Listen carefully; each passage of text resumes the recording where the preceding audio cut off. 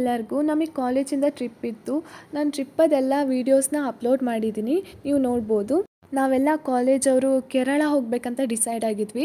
ಇಲ್ಲಿ ಬಂದಮೇಲೆ ಗೊತ್ತಾಯಿತು ಪ್ಲೇಸ್ ಎಲ್ಲ ತುಂಬ ಚೆನ್ನಾಗುಂಟು. ನೀವು ಸಹ ಒಂದ್ಸತಿ ವಿಸಿಟ್ ಮಾಡಿ ಕೇರಳ, ಫ್ರೆಂಡ್ಸ್ ಅಥವಾ ಫ್ಯಾಮಿಲಿ ಜೊತೆ ತುಂಬ ಎಂಜಾಯ್ ಮಾಡ್ತೀರಾ. ನನಗಂತೂ ಈ ಪ್ಲೇಸ್ ತುಂಬ ಇಷ್ಟ ಆಯಿತು. ಮೋಡ ಎಲ್ಲ ತುಂಬ ಹತ್ತಿರದಿಂದ ಕಾಣಿಸ್ತದೆ.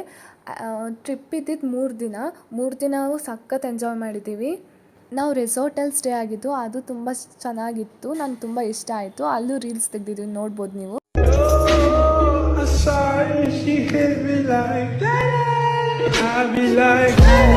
ಮೌಂಟೇನ್ಸ್ ಮತ್ತು ವ್ಯೂ ಪಾಯಿಂಟ್, ಡ್ಯಾಮ್ಸ್, ನೀರಿದ್ದಿದ್ದ ಜಾಗ, ಮತ್ತು ಅದು ಕಲ್ಲು ಇದ್ದಿದ್ದೊಂದು ಮೌಂಟೇನ್ ಈಗ ಬರುತ್ತೆ, ನೀವು ನೋಡ್ಬೋದು ಅದನ್ನ.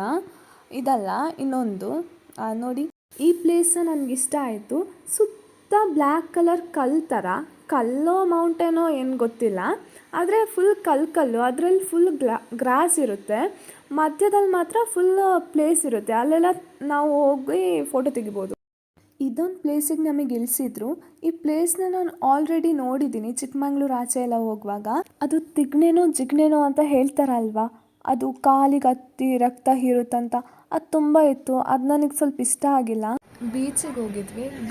ನನಗೆ ಟ್ರೈನಲ್ಲಿ ಹೋಗೋದು ಫಸ್ಟ್ ಟೈಮ್ ಲೈಫಲ್ಲಿ ಎಕ್ಸ್ಪೀರಿಯೆನ್ಸು. ಸೊ ತುಂಬ ಎಕ್ಸೈಟ್ಮೆಂಟ್ ಇತ್ತು. ಇಲ್ಲಿಂದ ನಾನು ಫೋಟೋಶೂಟ್ ಮಾಡಿರೋದು ಎಲ್ಲ ಫೋಟೋಸ್ನ ಅಪ್ಲೋಡ್ ಮಾಡಿದ್ದೀನಿ, ನೀವು ನೋಡ್ಬೋದು. ನಾವು ಹೋಗಿದ್ದ ಜಾಗದಲ್ಲಿ ನೆಟ್ವರ್ಕ್ ಎಲ್ಲ ತುಂಬ ಕಮ್ಮಿ.